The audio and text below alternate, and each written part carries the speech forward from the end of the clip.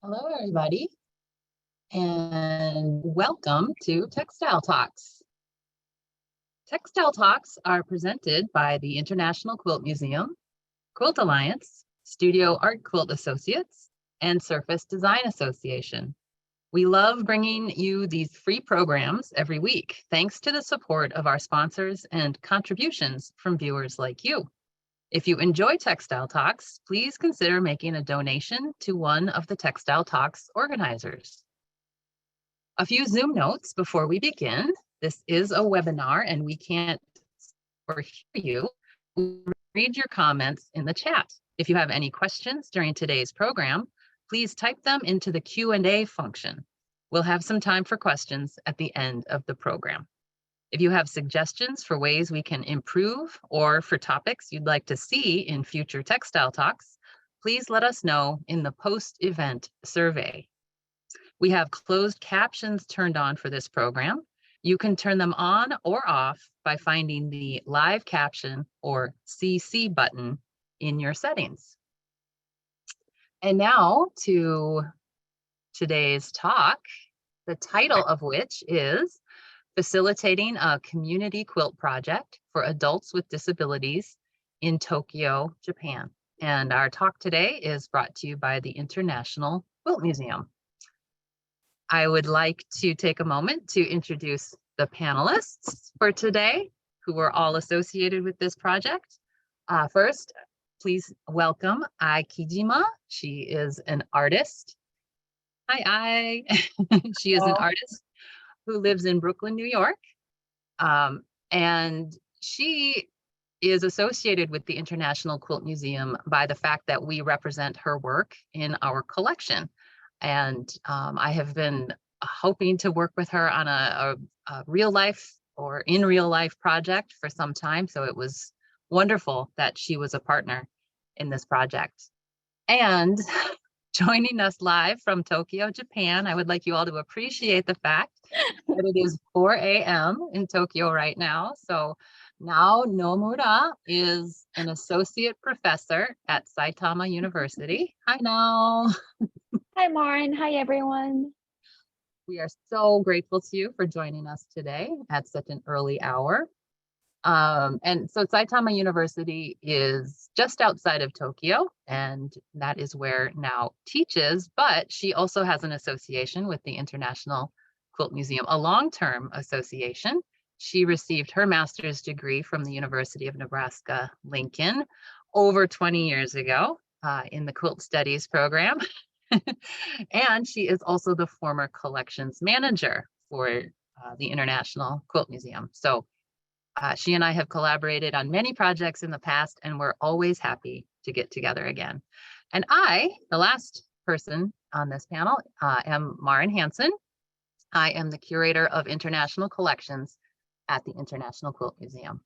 So we are going to be telling you about our project today, and sort of the way we've structured our talk is that we'll introduce you to the project, the concepts, how we got started on it, where the ideas came from, who we wanted to work with, who our audience might be. Then we'll go into who the project partners were. There were lots of different partners, as you can imagine, with a community quilt project. And then we will, the meat or the heart of our presentation will be about the implementation, how we actually prepared the workshop, how our partners prepared, and then how the workshops actually played out during our week in Tokyo. And then we'll briefly talk about some next steps, some potential next steps for this kind of project. And then we'll go into Q&A if you have some questions. And again, you can address those questions to us in the Q&A section. I just want to point out that the three of us are fresh off this project. We just conducted it about 2 weeks ago now in Tokyo. So we are still sort of digesting and coming off of the sort of adrenaline rush of having done this project. So yeah, we're still sort of figuring out what all the high points were, where we could maybe make improvements, but we're hoping that by talking to you all today, we can sort of continue that momentum because it was a project we all really, really enjoyed doing. So to move on to the sort of introducing you to the project, we now actually discovered a grant that is given by an organization in Osaka, Japan, and it's the Expo 70 Fund. And what the fund itself came from the proceeds from the very first World's Fair to be held in Asia, which was in Osaka, Japan in 1970. So the organizers of that World's Fair took some of the profit from that World's Fair and invested it in a fund that now provides grant funding for many, many different kinds of projects. And one of the focuses, at least in recent years for the Expo Fund, is on the United Nations Sustainable Development Goals, or SDGs. And I don't know, now, can you tell us a little bit more about the grant and what drew you to it when you first discovered it? Sure. So Martin and I always talked about, well, we are always talking about, doing a collaborative work together. So we had a sort of loose ideas to do either a workshop or research project that will explore more into US-Japan relationship, cultural relationship through quilt making.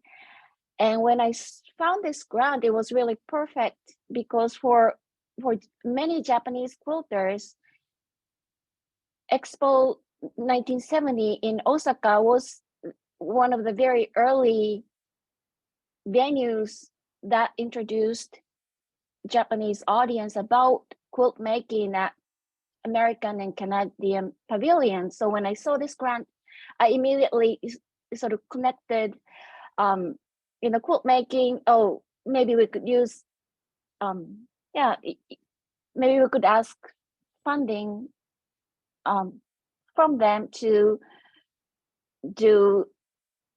explore a way to look at new aspects about quilt making, US-Japan relationship through quilt making. So that was Right. sort of a perfect funding for us, I think. It was a great spark for us to get started Right, talking about right. some other ideas. And as you can see here, their focus is really on that international cultural exchange, which was great because Now's in Japan, I'm in the US, so we thought, okay, that's a good fit. Their projects focus, a few of their focuses are on education and social welfare, which eventually sort of became part of Right. how we developed the project. And then also the conservation of nature and the human environment. And those things relate to the SDGs. And the Sustainable Development Goals were adopted by the United Nations in 2015 as a, quote, shared blueprint for peace and prosperity for people and the planet now and into the future. So these SDGs are really sort of ambitious, wide-ranging, and they focus on the environment, on equality, social justice, education.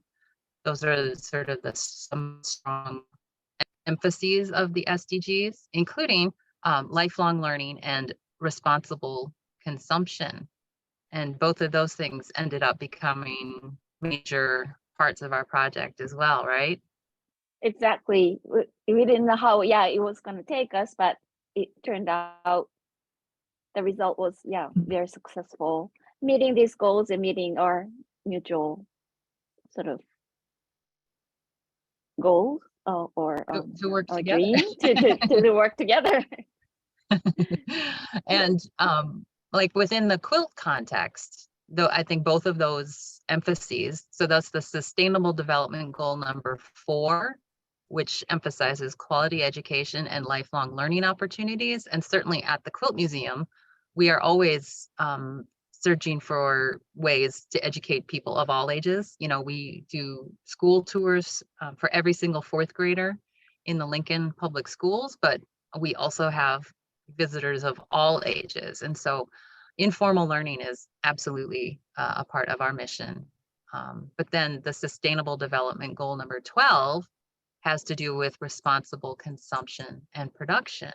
And certainly in quilt history, quilt making history, there has been the one emphasis on recycling and reuse. Certainly not all quilts were made from reused fabrics, but there's a definite spread of responsible consumption quilt making as well, whether it's through responsible consumption or just simply through economic necessity. So we knew that there was a good tie to quilts and those sustainable development goals. And then that started to sort of bring in our focus. It helped us really focus the project. And as I said, Ai Kijima is an artist who I had been hoping to be able to work with for a long time because I love her quilts. And I love their collage format. I love the fact that she is bringing together pop culture imagery from both sides of the Pacific, Japanese and American. And I love, just that sort of the collage feel to them. And then now, during the pandemic, become aware of an organization right in her neighborhood, essentially, that was doing really great work in terms of, social welfare and education and the arts. So those are the ways we sort of started to come up with project ideas, how the project started to coalesce. And before we move on to project partners, did I miss anything there now in sort of that formative phase of the project? I think we're good. Yeah, I think we covered how, we.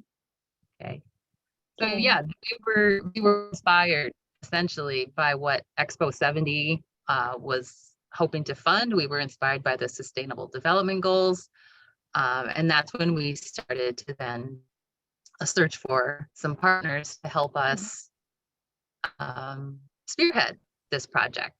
So the main partners, and obviously with a community quilt project, you're going to have lots of partners, and the Japan World Exposition 1970 Commemorative Fund, or Expo 70 Fund that we were just talking about, is certainly a major partner in terms of funding. Nao's home institution, Saitama University, my home institution, International Quilt Museum at the University of Nebraska-Lincoln. We also partnered with Janus Creation Gallery, and they are a gallery located near to the organization who ended up being our main partner in the project. And Janus Gallery, you'll hear more about them sort of near the end of our presentation. They very kindly and generously offered to display the end product, which is actually still a work in progress. But the two major partners that we were going to focus on here in our presentation today are the Social Welfare Corporation of Musashino City in Tokyo Prefecture. So Musashino City is a city in the sort of western part of Tokyo, and they have a pretty robust social welfare system. And Sumuguto, we'll talk about them in detail here in a moment, but Sumuguto became sort of our shorthand or our nickname for them. It is their public-facing entity. So they do lots of work behind the scenes, but Sumuguto is their public-serving face. So we'll talk about them in detail, and then we're going to look at some of Ai's work because it was so crucial. Her approach to textile creation was so crucial to this project. in general that we thought you needed to be introduced to her work and career, her process. So now I'm going to let you take the lead on introducing everyone to Sumuguto. Again, that's the nickname, or not nickname, but it's our shorthand for this longer term social welfare So corporation, well, it's Musashino too City, long. Yeah, Tokyo. it's too long. Yes. So you are now seeing their crowdfunding website that happened about 2 years ago. I came across their crowdfunding project completely by accident. I don't know. I don't even know what I was doing, and I just found it.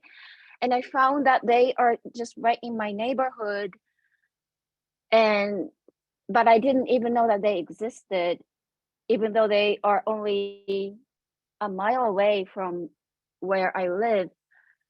And I just simply wanted to support the organization that serve for good public services. And I crowdfunded them, if it crowdfund is a verb, with a monthly subscription to their artwork for a year. But due to COVID-19, at the first couple of months, the artwork was delivered by mail to my house. But after after a couple months, Sato-san, who became our primary contact person at Tsumuguto, and her clients, who are adult with disabilities, came to my house to deliver an artwork. And it was always just for maybe 5 or 10 minutes talk, but I really enjoyed conversation with her and her clients, who actually was usually the same person, young gentleman who really liked my dog, and he really enjoyed meeting my dog and chatting with me.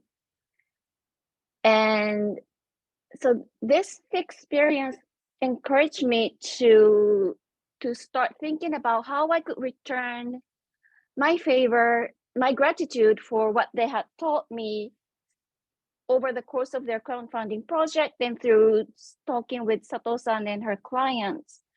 So that's how I found out about Tsumuguto, who later we became one of our partners for Right. And yeah, they were sort of the our key, community project. yeah, Right. key partner. Yeah.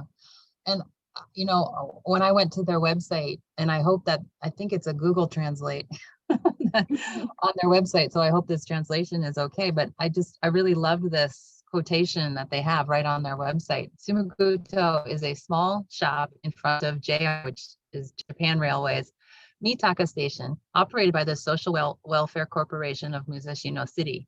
The shop is a laboratory where people with disabilities make goods out of interesting things hidden in their daily lives, as seen in things they draw or write. What kind of things will come out?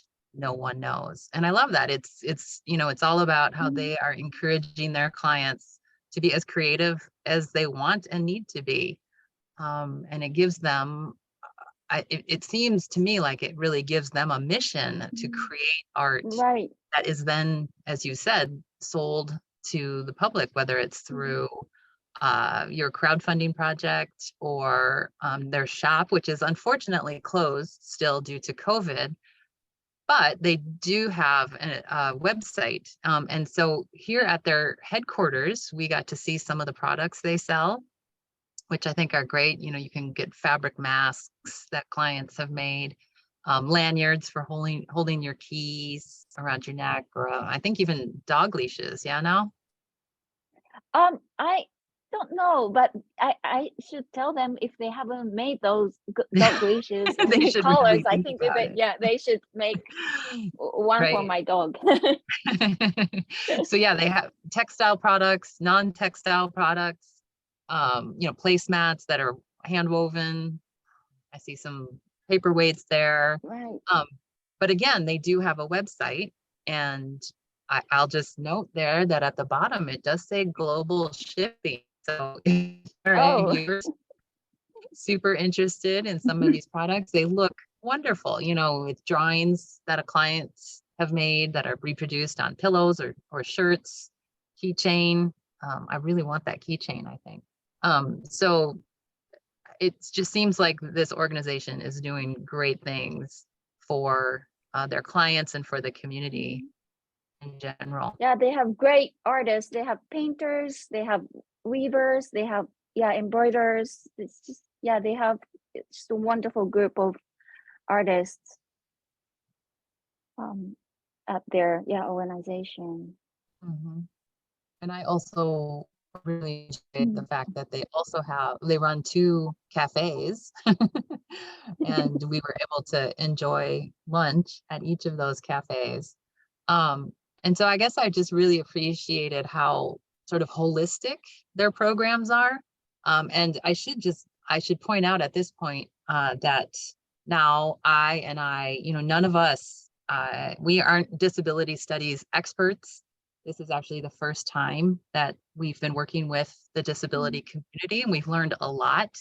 And we were so fortunate to be able to partner with an organization that with such, you know, dedicated and really professional staff. Like, I think that was, we got lucky, I guess, or you found the right organization now to Right. partner with. And they were, yeah, and they were open to us. I mean, they were immediately interested in our offer Mhm. to deliver workshop to their clients. And I'm really grateful for their openness and, yeah, just being open to total strangers, I guess. I mean, Right. yeah, And it was a new idea. Like yeah, it was a new idea. we hadn't done anything like this before. And I think now and I saw this hopefully as sort of a pilot project, Right. maybe something we could reproduce elsewhere, but we really didn't know for sure. So it was wonderful to have such a great institutional partner, which then brings me to our other great partner, Kijima, who again, I can't sing the praises of her work enough. So we ended up finding a really great second partner to work with on this. And I'm going to hand it over to I now, who can tell you a bit about, yeah, her background and her work. Okay, thank you so much for the introduction. My name is Ai Kijima. I was born in Tokyo, Japan. And next slide, please.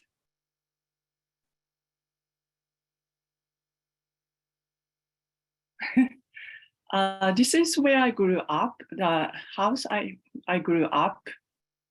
And this happened to be like only like a few blocks from Tsunugito workshop we did like 2 weeks ago.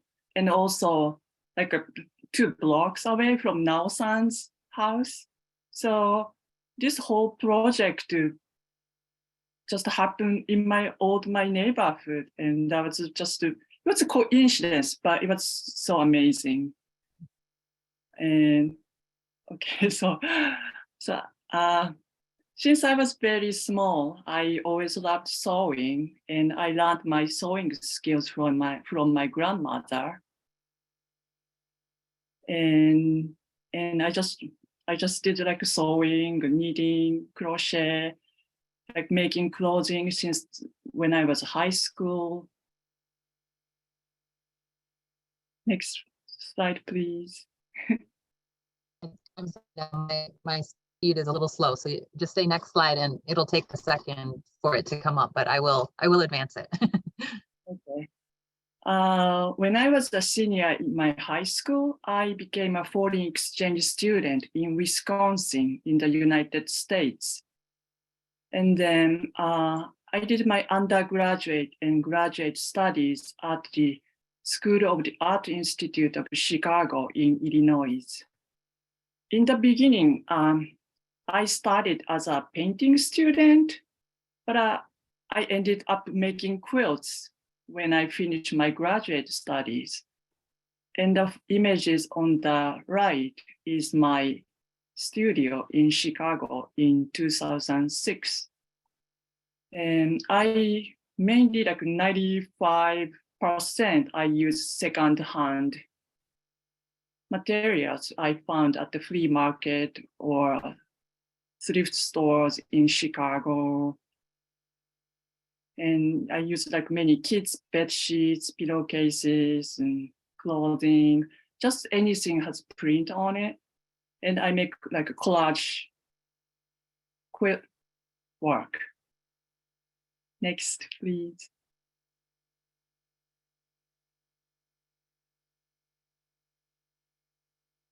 And these two are like a sample of my pop series, collage quilted pieces. The one on the right, I did 2012. And the other one I did like recently, like this year. So collaged quilt with machine quilted with all the imagery of pop culture. Mhm. Next, please.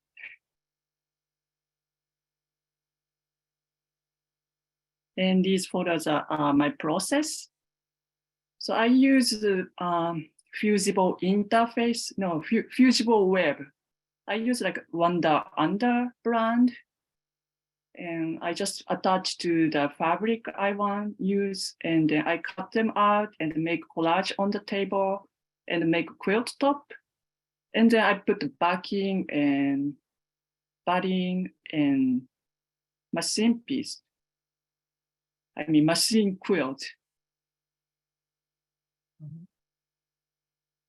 Next, please. I just want to jump in here as someone who is a very amateur quilt maker. And I'm always impressed that I works on just sort of a domestic machine and it gives me hope, or it inspires me to think that I could do pieces, just as, maybe not just as beautiful as hers, but that I could machine quilt on on a home machine just as well as she could, perhaps. So here's your next slide now.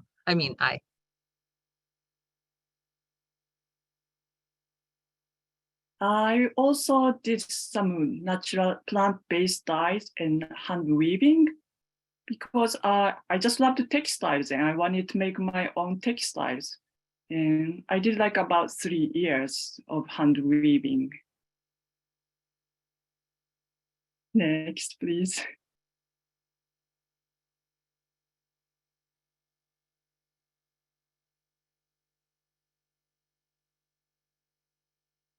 2013 to 18, I lived in Istanbul, Turkey. Like same process as I did in the United States. I just go to flea markets and antique shops and I found second-hand materials. And then I make collage pieces out of those materials. In this piece, I use many like women's scarves.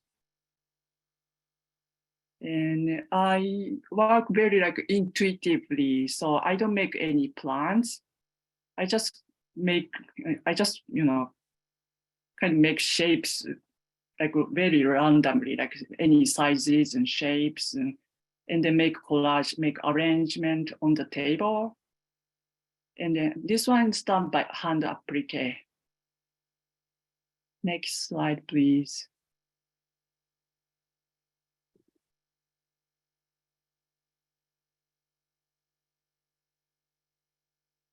This work was also done in Istanbul. I found like many like old embroidery pieces, like panels, and some kilims, like beeswax, just remnants of textiles. And I made a collage applique piece. And I did a lot of embellishment on this piece, like putting beads, laces, rhinestones, sequins, and yes, just a lot of embellishment. Mm. Next, please.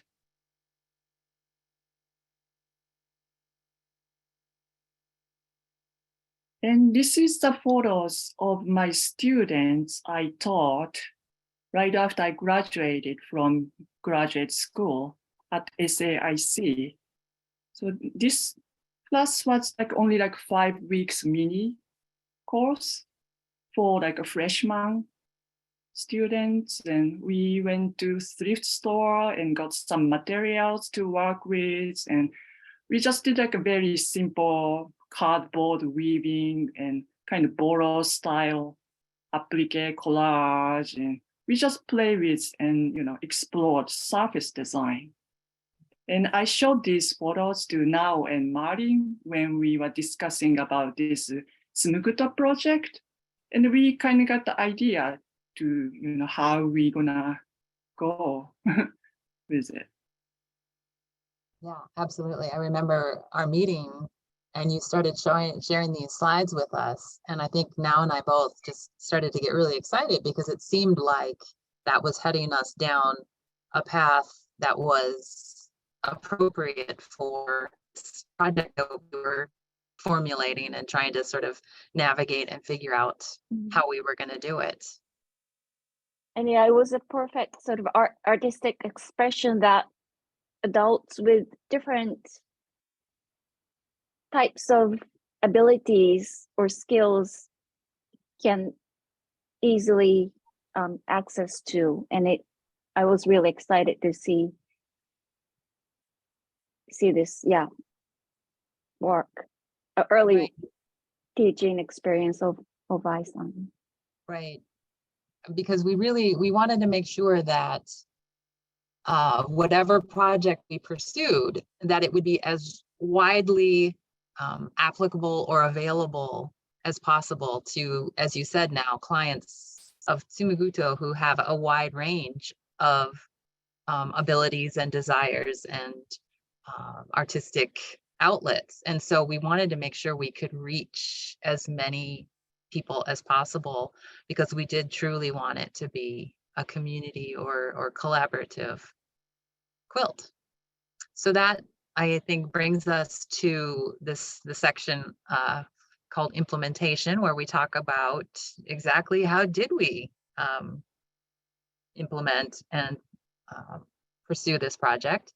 And a lot of it had to do with preparation, and Now worked very closely with Sato-san, who is our contact at Tsumaguto, and they were great about doing lots of work ahead of time, especially with clients who maybe couldn't participate in the workshop proper, but who could participate by making things ahead of time. And so I'll just note here that what we're going to talk about next is, the preparation that we did, and then how we actually conducted those workshops. It was just 1 week, Monday, Wednesday, and Friday. And again, this was just 2 weeks ago. So Monday, Wednesday, and Friday. And then there's been a little bit more extra sewing or processing that some other volunteers have done. And then we'll also talk about, the display of the semi-final piece. But back to the preparation that Tsumaguto did. These are a few photos I took last November when I came to Tokyo, and Now kindly arranged a visit for me to go to the social welfare services building. And it was great to be able to see their equipment. Now here is doing a little bit of weaving. They have a volunteer, a gentleman who is, I think he's like a former professor of engineering or something. Is that right? Or special education. I'm not sure, but he comes up with all sorts of devices for their clients, which is just amazing. All right. So the one on the left. Yeah. What exactly is that one? So it's a painting device, but if a client cannot move their arms or legs, they can use their neck, or if they can use their arms, they would use their leg. If they can use their hands or arms, they would press that red button on the picture, and the brush moves, strokes, and Right, it like paints rotates, on right? it rotates, and it paints on a fabric, or any materials that you have underneath. And that's how these shoes, and I think there's a purse underneath, are painted with by clients who like enjoy painting. Right. So the folks at the organization really, they go to great lengths to help their clients be as creative as they want to be. And I have a few slides now that show some of the material they produced prior to the workshops. And I know that now, and I met with Sato-san and some other folks ahead of time and discussed, and I think Ai-san, you had some ideas about doing ahead of time. Is that right?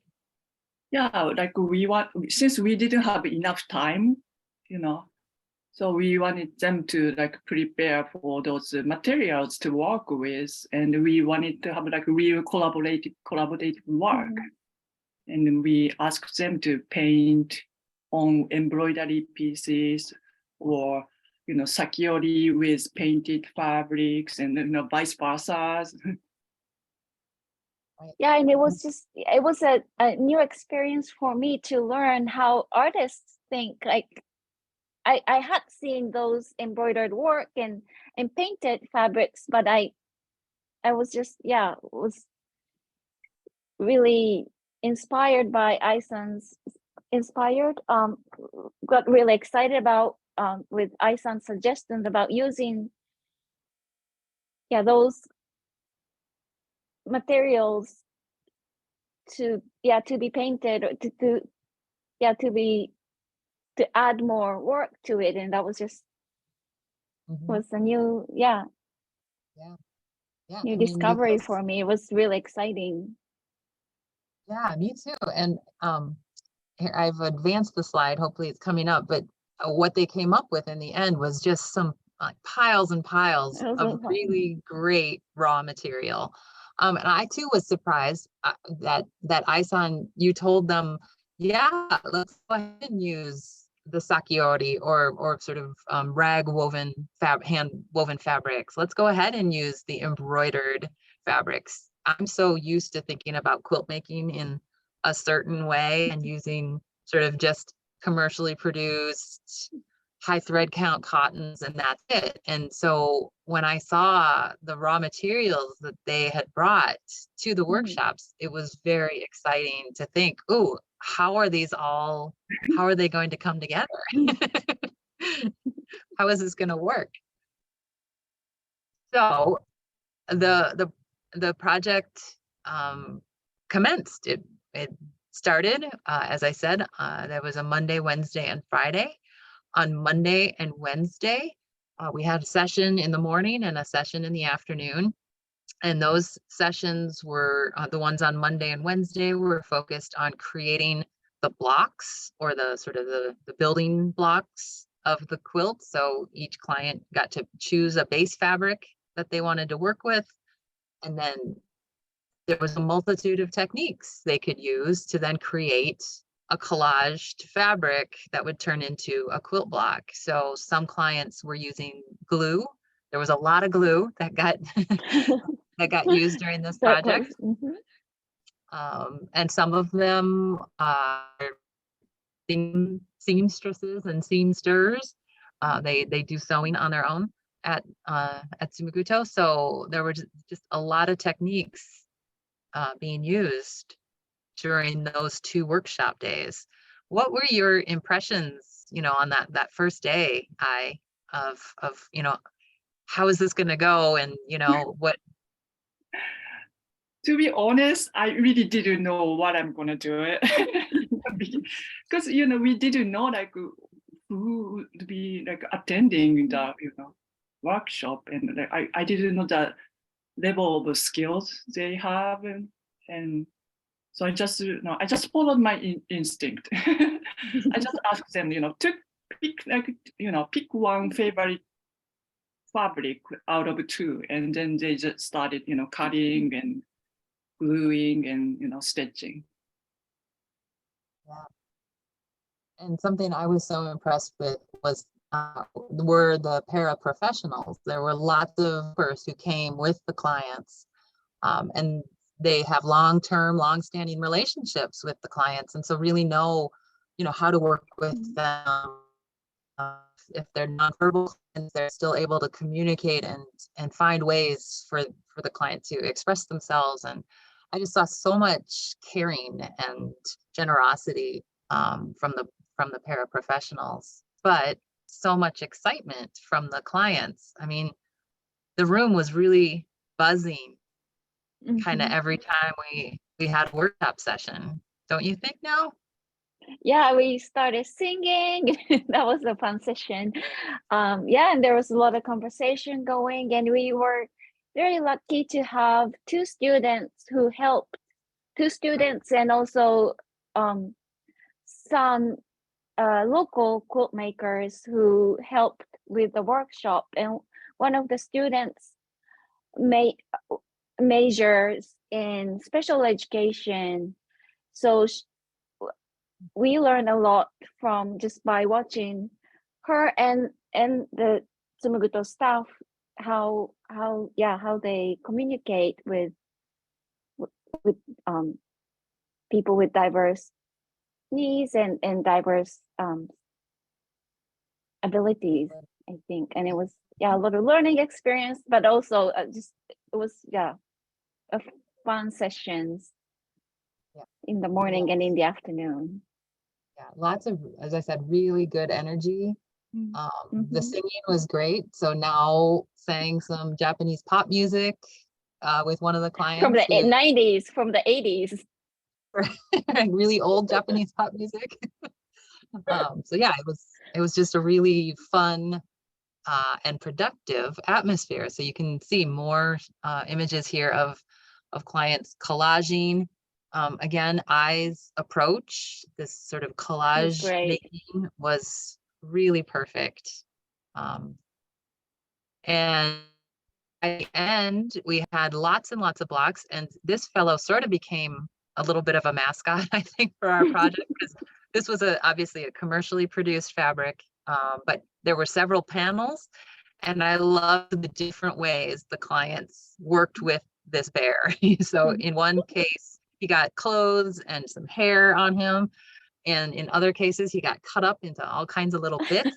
You see one of his eyeballs sort of peering at you, all of which was just great. I think it shows the enthusiasm and sort of gusto that the clients went into this with. So as I said, by the end of Wednesday, which was the creating the collage blocks day, the last of those days, we had, dozens and dozens of collage, sort of crazy, almost crazy quilt style blocks to work with, which left Friday then as the actual quilt assembly day. And you can see here's an image of the first day, and there's just this long line all the way down this big workshop room we were in. The blocks they kind of went on and on and on. And in the beginning, I think, Ai-san, you were not, you didn't think this, but now and I both thought, oh, I don't think we have, like, there's way too many blocks here. Like, we're not going to be able to showcase them all. In the end, this very large quilt backing and batting that we bought, they ended up covering it very, very well. It was perfect, in fact. So yeah, on that Friday, the clients came in. Some of them were clients that had already been with us for the block making days. Sometimes it was new clients. Sometimes it was clients who sewed. Sometimes it was clients who used glue. Again, we had sort of different techniques being used and different approaches, but it was just so much fun on the first day when there was that blank slate kind of, and Ai-san, you said to them, okay, grab a block you like and put it down. What did that feel like to just be giving them free reign? No, we knew, they know what to do, so we just let them do it. Right? Trust the artists, right? They're amazing artists. Right. So it started to come together. We did use a fusible batting. We were able to iron down some of the blocks. And then some of the clients wanted to do some sewing, some quilting. So we had a quilting session as well. And then there was also just finishing work. And so this is a slide that shows one of our community volunteers. She's a quilt maker, Miwa-san, on the left, who is doing some ironing. And on the right is Sato-san, our special liaison at Tsumaguto, and she's cutting to get a sort of a semi-straight edge to the work. And it was just so wonderful to also have community members as well come in. And yeah, we can thank Ryoko Kobayashi of Janus Creation Gallery, who was sort of our contact to find some local quilt makers to help us out with that. And here is the final product. Well, not final on at the end of Friday. There was more work to do. And what was really great then is that, again, thanks to Ryoko Kobayashi of Janus Creation Gallery, and Ryoko has been a long time International Quilt Museum International Advisory Board member. So we've had a long association with Ryoko, and it was just so great to have a local gallery where we could show the Tsumaguto project. But Ryoko also asked Kijima to give a lecture, so we got to see some of Ai's work on display. But here's the quilt on the wall of the Janus Creation Gallery with a crowd of folks who came to hear I speak, but who also came to appreciate our project quilt. Looks pretty, it took up every single inch of that wall, didn't it? Yeah, it filled the wall. Right. At first, Ryoko-san and I were thinking maybe we could, well, we didn't know how big the artwork was going to be, so we thought maybe we could hang it in their small entryway, front gallery space, but it was probably 4 times as big as we anticipated. So Right. she kindly offered us to open up the second floor gallery space for this special artwork that it did the end up Tsumaguto being, people created.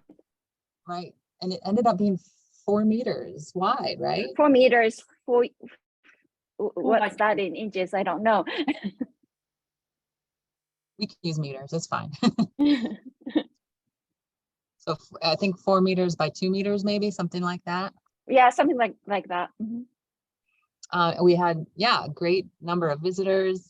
Shizuko Kuroha is in on the right-hand side of the right-hand picture. Well-known, long surfing quilt maker, artist in Japan. And here is a shot of the 3 of us in front of the quilt. So you can kind of get some scale there to see how large the final piece was. And an update just as of today, so now again, it's well after 4 in the morning. Just in the afternoon for her, the previous afternoon for her, there was a quilt making session. Now, what can you tell us about that? Or a quilting session, Sure. I should say. Oh, it was a binding party and quilting session party. So it looks, I mean, it was great as it was in the picture that you just saw, but I watched them put binding to be more precise. And it looks finished. It has clean edges,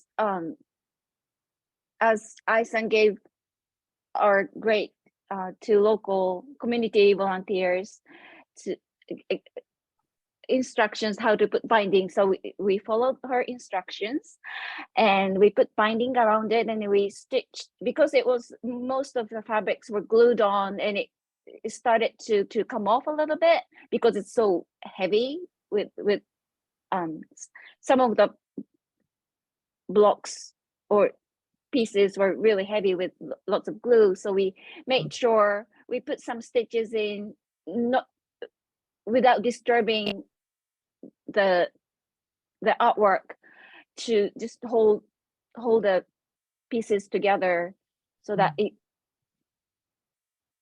we don't end up, small pieces on the floor. Right. We wanted So that's what we wanted to yeah, last. we wanted to make sure we wanted to last. So yeah, that's what we did this afternoon, or Yesterday this afternoon for afternoon. you. Yesterday afternoon for me. And That's it was a great. lot of fun. It was a lot of fun.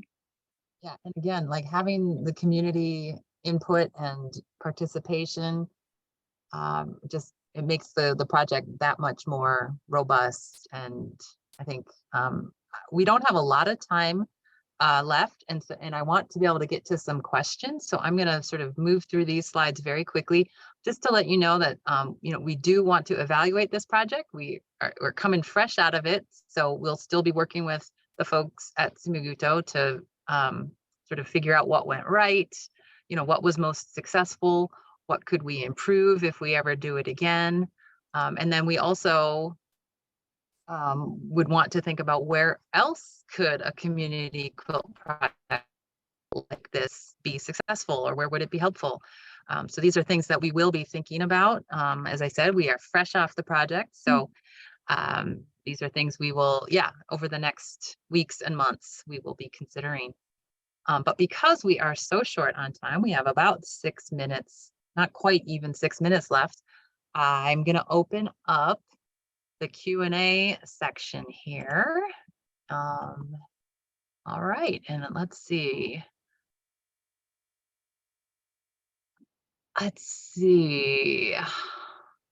What base cloth did you use? Was a question from Betty.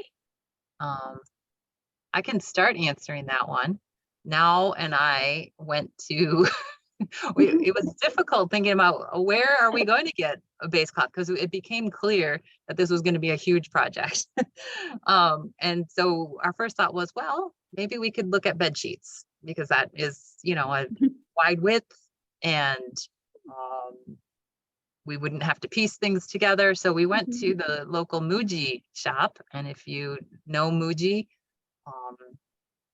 if you don't know Muji, it's just sort of like a huge department store with really nicely designed products, very clean and simple. And we were able to find a duvet cover, queen size duvet cover, that we then snipped all the way around 3 sides in order to create that 2 meter by 4 meter base fabric, which was kind of fun. Perfect size. We thought it was going to be too big, but it wasn't. It was just perfect. All right. Let's see. Maybe we have some comments here.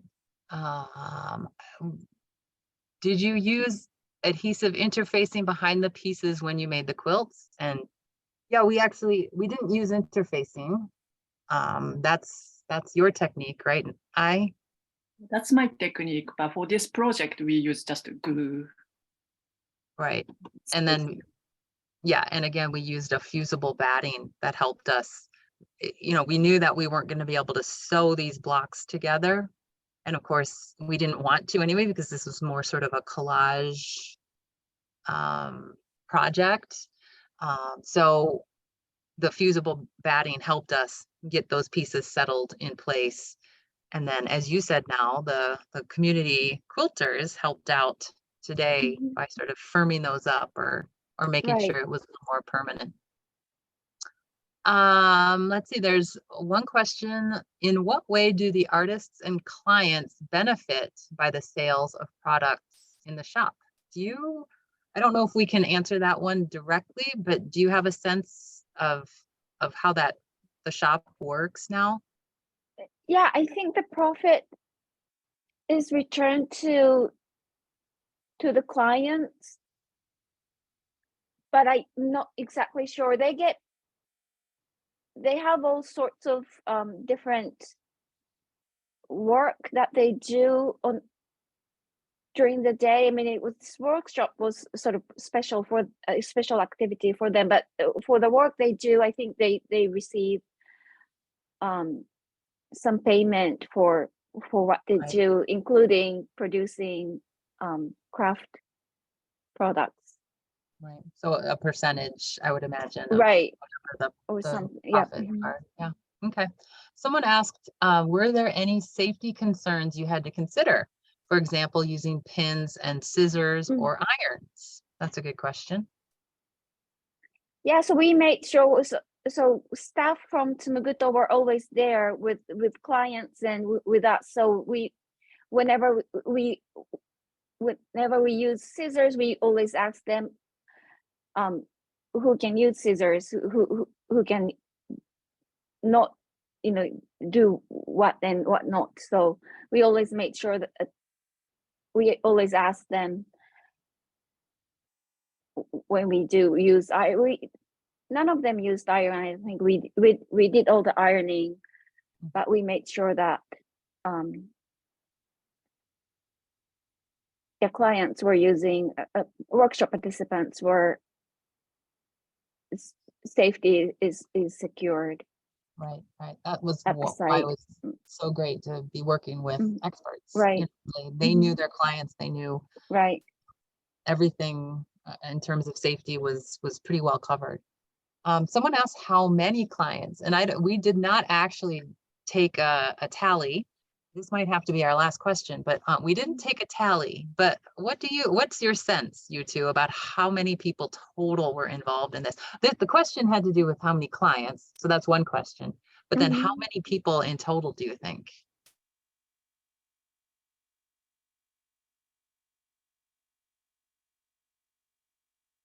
We had about 5 or 6 clients in each session, sometimes more.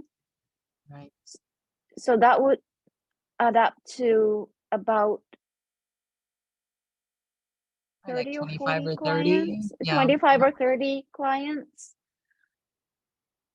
And each of them came with a staff member, so that doubles the number. And we had 2 students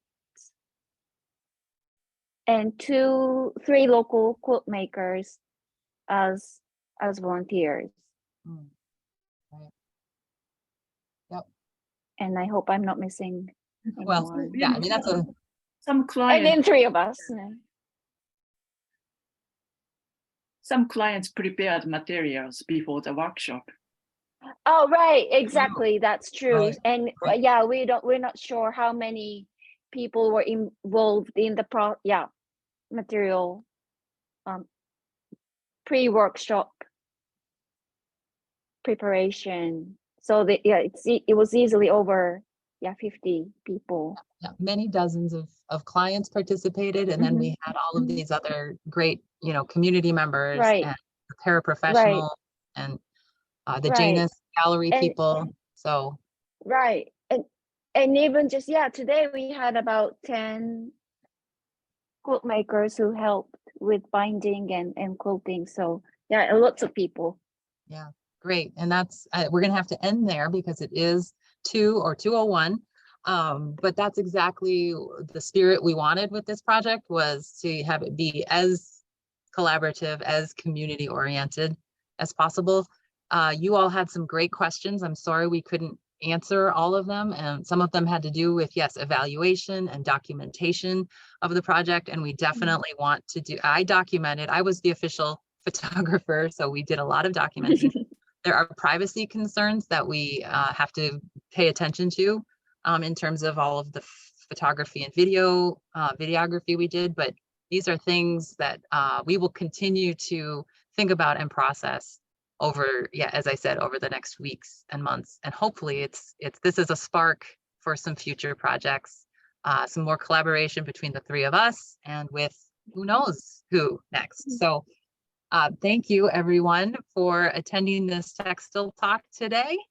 And I just wanted to point out that next week, Sakwa will be presenting Kedra Daniels Navaroli, Experimentation and Innovation in Textiles. So if you enjoyed today's talk, you would probably want to sign up for next week's Textile Talk.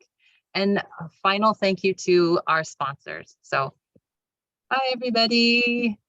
Matane. Bye.